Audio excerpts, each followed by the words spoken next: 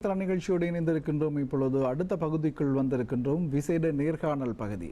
நாங்கள் ஏற்கனவே சொன்னது போல பல விடயங்கள் பல நிகழ்ச்சியில் சொல்லி இருக்கின்றோம். வணக்கம் நேத்ரா நிகழ்ச்சியில் கலைஞர்களை, படைப்பாளிகளை, திறமைசாலிகளை பல்வேறு வழிகளிலும் ஊக்கப்படுத்துவது நேத்ராவின் வணக்கம் நேத்ரா நிகழ்ச்சி செய்து வரும் ஒரு அளப்பரிய செயலாக காணப்படுகிறது.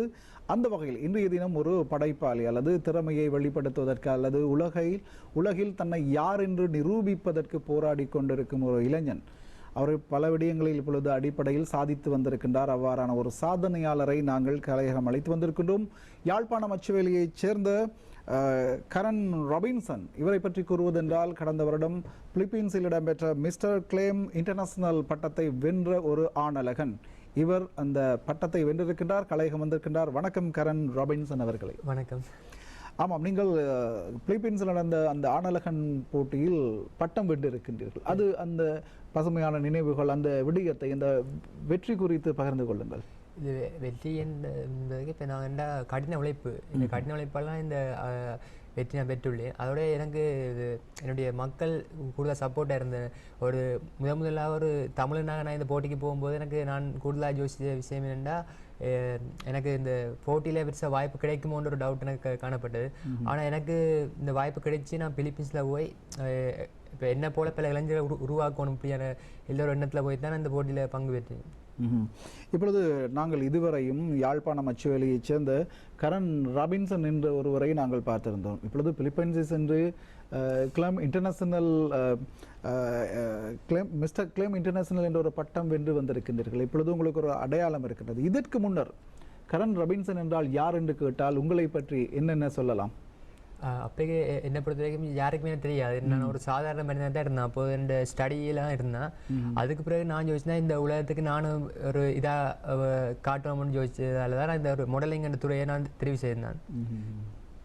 தெரிவு செய்து இப்போ எனக்கு இன்னொரு பிரச்சனை இருந்ததுன்னா, எனக்கு ஸ்டடி ஒரு பக்கம் பிரச்சனை இருந்தது. அந்த ஸ்டடிக்குள்ளே இதை மெயினாக பண்ணலாமுன்ற ஒரு பிரச்சனை இருக்கும்போது தான் எனக்கு என்னென்னா, ஸ்டடி முடிச்சுட்டு எனக்கு ஒரு 3 month 4 month கேப் கிடைச்சிது. அப்போ அந்த கேப்புக்குள்ளே தான் இந்த ஸ்டடியை நான் போய் கண்டியில் படித்தேன். இது ஒரு பாடத்திட்டம் படித்துவிட்டு தான் வந்திருக்கிறீர்கள். சரி, உங்களுடைய ஆரம்ப கல்வி நிலையிலும் இந்த கல்வி கற்க கொண்டிருக்கும் பொழுது இந்த துறையை தெரிவு செய்வதற்கு ஏதேனும் விசேட காரணங்கள் இருக்கின்றன? பொதுவாக ஒவ்வொருவருக்கு ஒவ்வொரு எதிர்கால லட்சியங்கள் இருக்கலாம் அல்லது ஆசைகள், கனவுகள் இருக்கலாம். நீங்கள் இந்த துறையை தெரிவு செய்வதற்கு என்ன பிரதான காரணமாக இருந்திருக்கிறது? இந்த துறை எனக்கு என்ன, சிறிய வயசுலேருந்தே ஒரு ஆசை, இந்த துறைக்குள்ளே போகணும் என்ற ஒரு சிறிய வயசுலேருந்து ஆசை காணப்படுதால எனக்கு என்னென்னா, இந்த துறைக்குள்ளே போகிறக்கு அந்த நேரத்தில் இந்த ஜெஃப்னா பொறுத்த வரைக்கும் மாடலிங் துறைக்குரிய ஆப்பர்ச்சுனிட்டியெல்லாம் இல்லை. படிக்கிறக்கூடிய பெனிஃபிட்டுகள் அங்கே காணப்படையில.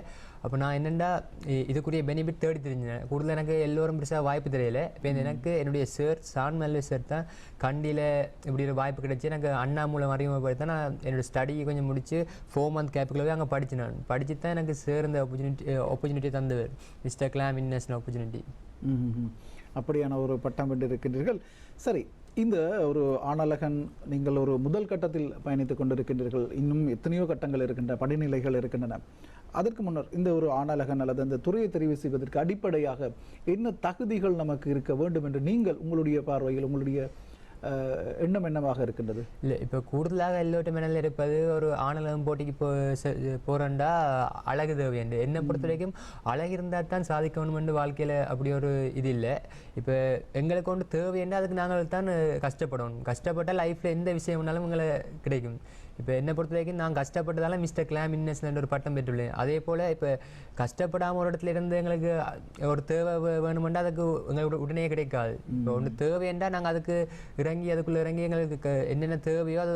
இப்போ மாடலிங்கை பொறுத்த வரைக்கும் கூடுதலாக எல்லாம் யோசிக்கிறோம், அழகு இருந்தால் தான் போகலாம், இப்படி இப்படி இருக்கணும் அப்படி இருக்கணும்னு கூடுதலாக யோசிக்கிறேன். இப்போ ஸ்டைல் இருக்கணும், ஃபோட்டோ ஷூட்டுக்கு ஃபோட்டோஸ் கொடுக்கும். என்னை பொறுத்த வரைக்கும் எல்லாம் படித்து தான் அடுத்த இடத்துக்கு போகணும். இப்போ கூடுதலாக யோசிக்கிறது, இப்போ நான் மாடலிங் போயிட்டு இப்போ கூடுதலாக எல்லாரும் யோசிக்கிறேன், நான் மாடலிங் போயிட்டு இருந்தானே இலகுவாக போயிட்டு எல்லாரும் கூடுதலாக யோசிப்பேன். நான் என்னை பொறுத்த வரைக்கும் என் லைஃப்பில் நான் ஒவ்வொரு விஷயமும் கஷ்டப்பட்டு தான் அடுத்த இந்த நிலைக்கு வந்துள்ளேன். உண்மையில் ஒரு வாழ்க்கையில் வெற்றியை பெறுவதற்கு இஷ்டப்பட வேண்டும், அதற்காக கஷ்டப்பட வேண்டும். அப்படித்தான் ஒவ்வொரு படிநிலையை அடைந்திருக்கின்றீர்கள். நீங்கள் ஒரு மாணவனாகத்தான் இந்த அளவிலும் இருக்கின்றீர்கள். நீங்கள் ஒரு மாணவ பருவத்தில் இவ்வாறான ஒரு சர்வதேச மட்டத்திலான போட்டிகளில் பங்கு பெற்றி, அதுவும் படிப்புடன் சற்று வேறுபட்ட ஒரு துறையாக இது காணப்படுகிறது. இந்த படிப்புக்கும் இதுக்கும் ஏதேனும் இடைஞ்சல் வரலாமா? உங்களுடைய தொழில்துறையாக அல்லது இந்த உங்களுடைய கனவை நீங்கள் முன்னெடுத்து செல்வதில் இந்த படிப்பு எவ்வாறு கை கொடுக்கிறதா அல்லது ஏதேனும் இடையிலே ஏதேனும் ஒரு ஏதாவது பேலன்ஸ் அன்பேலன்ஸ் சம்பவங்கள் இருக்கு? என்னென்னா எனக்கு படிப்புக்கும் இந்த மாடலிங் துறையும் கொஞ்சம் இது கமிட்மெண்ட் இருந்தது. என்ன தெரிஞ்சுட்டா எனக்கு நான் லாங் ட்ராவல் பண்ணணும். ஜெஃப்னாலேருந்து கண்டிக்கு போகணும். அதால் எனக்கு சாட்டர்டே சண்டே மட்டும்தான் லீவு.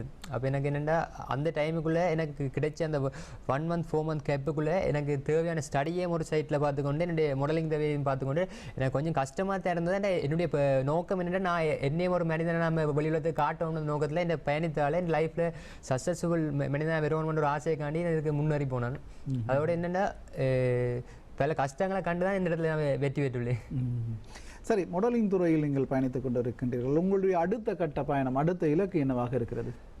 அடுத்த கட்டம் என்னென்னா இப்போ நான் மாடலிங் துறையில் போய் இப்போ கூடுதலாக ஜெஃப்னா சைட் வடமானத்தை பொறுத்தவரைக்கும் மாடலிங் துறை என்பது அரிதாக காணப்படுது. இப்போ அப்படியா நான் இப்போ என்ன போல் பல சாதனைகளை உருவாக்க வேண்டும் என்று எனக்கு பல ஆசைகள் இருக்குது. அந்த ஆசையை நான் நிறைவேற்றுவேன் என்று எனக்கு ஒரு நம்பிக்கை இருக்குது.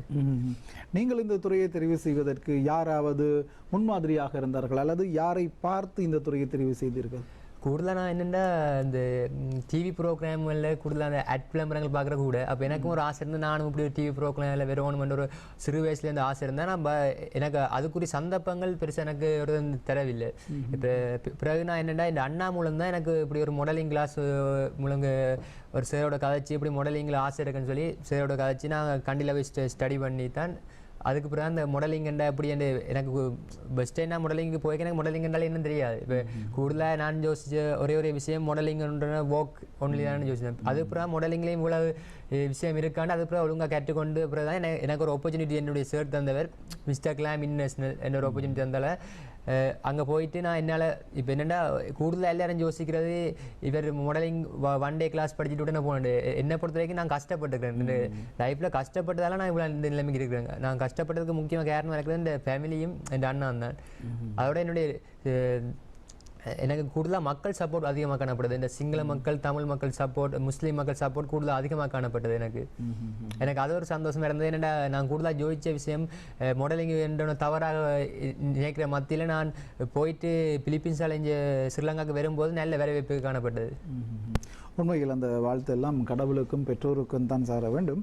நீங்கள் சொன்னீர்கள் அந்த சொன்ன ஒரு விடயம் மாடலிங் என்றால் வாக் என்று நினைத்திருந்தேன். இதற்குள் எத்தனை விடயம் இருக்கும், எத்தனை விடயங்கள் இருக்கின்றன, என்னென்ன விடயங்கள் இருக்கின்றன, கொஞ்சம் தெளிவுபடுத்துங்க. இப்போ மாடலிங்கில் கூடுதலாக ஒவ்வொரு ஒர்க்கும் ஒரு இது இருக்குது. கட் ஒர்க்கு ஒர்க்கில் பல ஒர்க் விதங்கள் இருக்குது. இப்போ கூடுதலாக நான் போனதுக்கு நினச்சேன் இப்போ நாங்கள் நடக்கிற மாதிரி தான் மாடலிங் என்று யோசிக்கும் போது தான் சார் சொன்னார் மாடலிங் என்றால் இப்போ நாங்கள் இப்போ எவ்வளவு எங்களுக்கு கான்ஃபிடென்ஸ் இருந்தாலும் நாங்கள் அதை இப்போ மற்றொரு மதித்து ஒரு நாங்கள் ஒரு டீசெண்டான இதாக இருக்கணும். இப்போ மாடலிங் தானேன்று நான் இப்போ யாரை கண்டாலும் கண்டபாட்டுக்கு பேசுகிறதோ கதைக்கிறதோ இப்போ என்னை பொறுத்த வரைக்கும் மாடலிங்ன்றது ஒரு கலைத்துறையில் ஒன்றை தான் விளங்குறது. இப்போ கூடுதலாக சில மக்கள் அதை தவறாக யோசிக்கின்றார்கள்.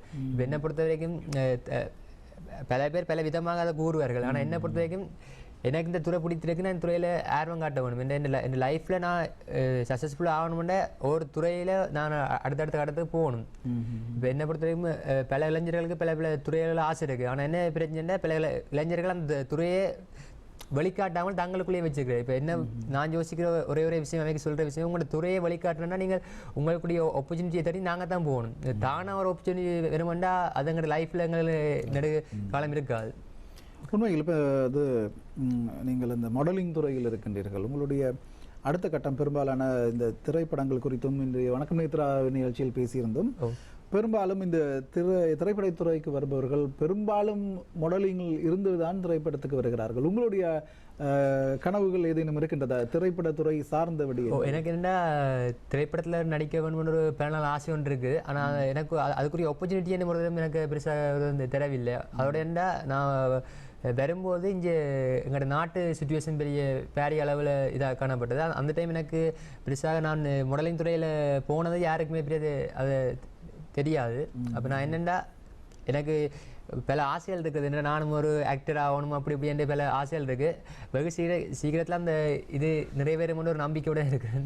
அந்த உங்களுடைய ஆசை நிறைவேற நேத்ரா குடும்பம் சார்பாக நாங்களும் வாழ்த்துக் கொண்டு, நீங்கள் யாழ்ப்பாணம் அச்சுவேலி என்று உங்களுடைய ஊரை சொன்னீர்கள். அது அச்சுவேலி தான் உங்களுடைய பிறப்பிடமாக இருக்கிறது. பொதுவாக யாழ்ப்பாணத்தை பொறுத்தளவில் இந்த கலாச்சாரம் முன்னிலைப்படுத்தி ஒரு சமூக பின்னணி தான் கொண்டிருக்கும். உங்களுடைய இந்த பயணத்துக்கு மாடலிங், நீங்கள் சொன்னது போல மாடலிங் என்பதை வெளியிலிருந்து பார்க்கும் பொழுது ஒரு தவறான கண்ணோட்டத்தில் ஒரு தவறான பேச்சு இதுதான் பொதுவாக இருக்கின்றது. நீங்கள் யாழ்ப்பாணத்திலிருந்து இப்பொழுது மாடலிங் துறைக்கு வந்திருக்கின்றீர்கள். உங்களுடைய ஊரார் அல்லது உங்களுடைய குடும்பம் உங்களுக்கு எந்தெந்த வகையில் ஒத்துழைப்பு வழங்குகிறார்கள்? என்ன உங்களுடைய அவர்கள் எவ்வாறான உதவிகளை அல்லது ஊரார் எவ்வாறு உங்களுடைய பயணத்திற்கு உறுதுணையாக இருக்கிறார்கள்? இப்போ பஸ் ஸ்டாண்ட் மாடலிங் கிளாஸுக்கு போகும்போது என்ன பல பேர் பல விதமாக சொன்னார்கள், பல வித நெகட்டிவ் ஃபார்மில் என்ன சொன்னார்கள். இப்போ வந்து நான் யோசித்தேன், இப்போ 1000 பேர் 1000 விஷயங்களை சொல்வார்கள். அதுக்காண்டி எங்களோட லைஃப்பில் எங்களுக்கு சக்ஸஸ்ஃபுல்லான விஷயத்தை விடையிலாது. அப்போ அதுக்காண்டி நான் என்ன செய்தேன்டா, மிஸ்டர் கிளாமினஸ் போட்டி முடிஞ்சு இங்கே வரும்போது நான் யோசித்த ஒரே விஷயம், என்ன கூடுதலாக இல்லை தவறாக யோசிப்பார்கள் ரெண்டு தானே நேற்று வந்தேன். ஆனால் அப்படி எனக்கு தோணலை. நான் வந்த பஸ்ட்டு ஜெஃப்னால வந்து இறங்கின உடனே எனக்கு எங்களுடைய மக்கள் நல்ல வரவேற்பு தந்தேன். அதோட எனக்கு என் ஃபேமிலி நல்ல சப்போர்ட், என் ஃபேமிலியும் என் அண்ணா வேறு நல்ல சப்போர்ட் பண்ணுவேன். அவன் சப்போர்ட்டால தான் இந்த இடத்துல இருக்குது. இந்த மிஸ்டர் கிளாம் என்ற ஒரு பட்டம் பெற்றது காரணம் என் ஃபேமிலி. ஏன்னா எனக்கு இந்த பெற்றோர் எனக்கு ஸ்டடியே ஒரு சைட் பார்த்துக்கொண்டு இந்த மாடலிங் கிளாஸுக்கு போய் பார்த்துக்கொண்டு எனக்கு ஒரு ஆதரவாக இருந்தது. அவரோட நான் எனக்காண்டி என்னுடைய பெற்றோர் ரொம்ப கஷ்டப்பட்டது. என் லைஃப்பில் நான் அடுத்த கட்டத்துக்கு பயணிக்கிறதுக்கு அதிகளவு உதவியாக இருந்தது என்னுடைய அண்ணாவும் என் பெற்றோரும் தான். அவையில் தான் எனக்கு கஷ்டப்பட்டது. ஆனால் இந்த நேரத்தில் அவைக்கு தான் நேரில் நன்றி சொல்லணும். சரி, பிலிப்பைன்ஸில் மிஸ்டர் கிளாம் இன்டர்நேஷனல் போட்டி பட்டம் வென்ற பொழுது அந்த போட்டியில் பிலிப்பைன்ஸ் நடந்த அந்த போட்டியில் எத்தனை நாட்டவர்கள், எத்தனை போட்டியாளர்கள் பங்கு பெற்றினார்கள்? எத்தனை நாட்டிலிருந்து அந்த போட்டியாளர்கள் பங்கு பெற்றிருந்தார்கள்? டோட்டலாக 35 நாடுகள் அதில் பங்கு பெற்றிருந்தது. நான் பங்களாதேஷுக்கு ப்ரெசன்டேஜ் பண்ணியிருந்தேன். ஆனால் என்னை பொறுத்த வரைக்கும் எனக்கு ஒரு பயம் ஒன்று இருந்தது. என்னென்னா எனக்கு இது கிடைக்குமோ கிடைக்காதுன்னு ஒரு பெரிய ஒரு பயம் ஒன்று இருந்தது. பட் எனக்கு ஒரு ஆப்பர்ச்சுனிட்டி இருந்தது. என்னுடைய சார் எனக்கு ஒரே ஒரு சொன்ன விஷயம் என்னென்னா, எந்த விஷயம் எங்களுக்கு தேவையோ அந்த விஷயத்துக்கு நாங்கள் பயணிக்கணும். ஒரு விஷயம் எங்களுக்கு தேவையான அந்த விஷயத்துக்கு நாங்கள் தான் கஷ்டப்படணும். கஷ்டப்பட்டால் தான் லைஃப்பில் எந்த விஷயம்லாம் கிடைக்கும். இப்போ அதோட இன்னும் ஒரு விஷயம் ஒன்று இருக்குது என்னென்னா, நான் தமிழ், சார் சிங்களம். ஏன்னா எனக்கு சிங்களம் அவ்வளோ பெரிதாக தெரியாது. அப்போ எனக்கு சாருக்குன்னு தமிழ் தெரியாது. அப்போ நான் அவ்வளோ கஷ்டப்பட்டு தான் அதில் படித்தேன். அப்போ எனக்கு அதில் டிரான்ஸ்லேஷனாக இருந்தது என்னுடைய அண்ணா மட்டும்தான். அப்போ இவ்வளோ கஷ்டத்துக்கு மத்தியில் நான் ஒரு இடத்துல போய் கஷ்டப்பட்டதுக்கு இன்னும் நான் நிற்கிறதுக்கு காரணம் சேரும் என்ற அண்ணா தான். ஏன்னா சார் எனக்கு டெய்லி சொல்கிற ஒரே விஷயம், எந்த விஷயம் எங்களுக்கு தேவையோ அந்த விஷயத்துக்கு தான் நாங்கள் பயணிக்க வேண்டுமே, தேவையில்லாத விஷயங்களுக்கு நாங்கள் எப்பவும் பயணிக்கக்கூடாது. உண்மையில் உங்களுடைய பயணம் ஒரு முன்மாதிரியானதாக இருக்கின்றது. ஒரு கனவு, உண்மையில் ஒரு கனவு, அதனை நனவாக்க பாதி நனவாகிவிட்டது. எதிர்காலத்தில் உங்களுடைய லட்சியம் என்னவாக இருக்கின்றது? இந்த துறையில் பயணித்து உங்களுடைய எதிர்கால லட்சியம் என்னவாக இருக்கிறது? இப்படி இன்னும் பல துறைகளில் சாதிக்க வேண்டும் என்று எனக்கு பல ஆசைகள் இருக்கிறது. வெகு சீக்கிரத்தில் அந்த இன்னும் ஒரு துறையில் நான் சாதிப்பேன் என்ற ஒரு நம்பிக்கையுடன் இருக்கிறேன்.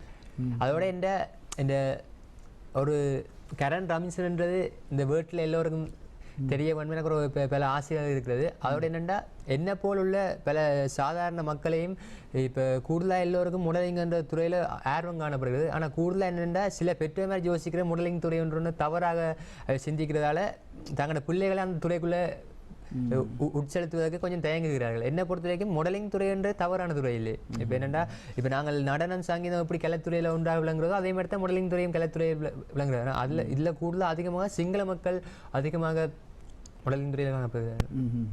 உண்மையில் பல விடயங்கள் பேசிவிட்டோம். இந்த இடத்திற்கு வந்திருக்கின்றீர்கள். நேத்ராவில் இப்பொழுது உங்களுடைய நேர்காணல் இருக்கின்றது.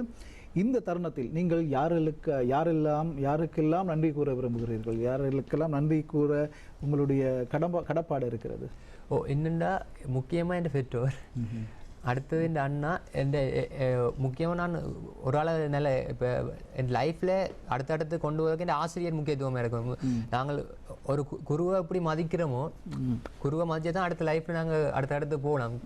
என்ன கூடுதலாக இல்லைன்னு சொல்கிற விஷயம், குருதான் எப்போதும் லைஃப்பில் எங்களுக்கு அடுத்தடுத்து ஒரு மூவ்மெண்ட். இப்போ எனக்கு மாடலிங் துறையை பற்றி அவ்வளோ பெரிய தெரியாது. அப்போ எனக்கு இப்படித்தான் மாடலிங் துறையை கற்பித்த ஆசிரியர் நாங்கள் எவ்வளோத்துக்கு மதிக்கிறோமோ அடுத்த எங்கள்கிட்ட லைஃப் கொண்டு வரக்கூடிய இது எங்களுக்கு இருக்கும், சக்ஸஸ்ஃபுல்லான விஷயங்களுக்கு.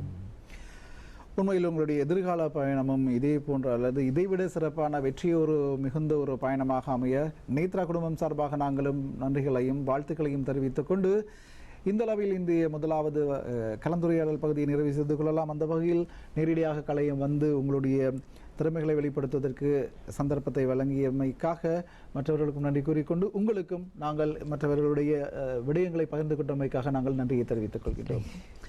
அந்த வகையில் இந்திய முதலாவது வணக்கம் நேத்ரா நிகழ்ச்சியின் கலந்துரையாடல் பகுதியை நிறைவு செய்து கொள்ளலாம்.